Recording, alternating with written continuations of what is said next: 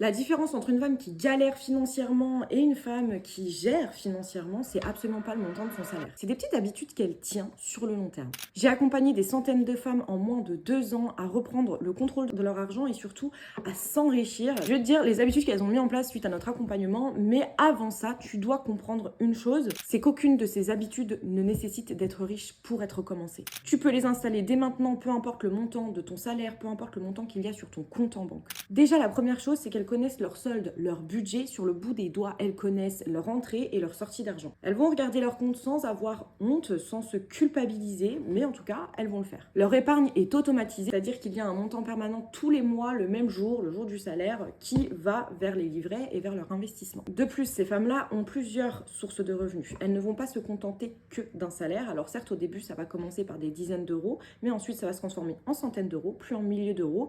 Et en finalité, les sources de revenus secondaires vont se transformer en sources de revenus principales. Elles vont commencer à investir même si elles ont 20 euros à investir par mois et elles ne vont jamais mélanger dépenses et épargne. Aussi, ces femmes-là vont tout négocier, leur salaire, les contrats d'électricité, les contrats d'assurance, etc., etc. Parce que oui, elles lisent les contrats. Elles vont poser des questions au lieu de subir les contrats et vont essayer de comprendre exactement dans quoi elles s'engagent. En ce qui concerne leur plaisir, elles vont dépenser avec conscience, mais surtout elles vont dépenser avec rationalité et non pas avec leurs émotions. Elles vont pas culpabiliser quand elles se font plaisir parce que c'est dédié. Par la suite, elles vont se construire un patrimoine où il y a des actifs et du passif. Et d'ailleurs, elles comprennent la différence entre actif et passif. Elles vont pas suivre les conseils bullshit que tu trouves sur internet, elles vont réellement adapter leur vie financière à leur propre énergie, à leur propre vision. Donc elles vont avoir un budget qui les respecte elles, mais aussi surtout leurs projets. Elles vont se former continuellement et s'entourer de femmes qui parlent d'argent, de vision, de projets, d'objectifs. Elles vont jamais culpabiliser de dire non à quelqu'un pour un prêt d'argent ou autre si elle est alignée avec la décision. Tous les gains qu'elle va faire dans un premier temps, elle va les réinvestir. Parce qu'elles ont une vision bien au-delà de 5 à 10 ans. Elles ont une vision long terme. Parce qu'elles savent que la richesse se construit, ça tombe pas du ciel du jour au lendemain. J'aimerais bien que tu me dises quelle habitude toi tu as aujourd'hui pour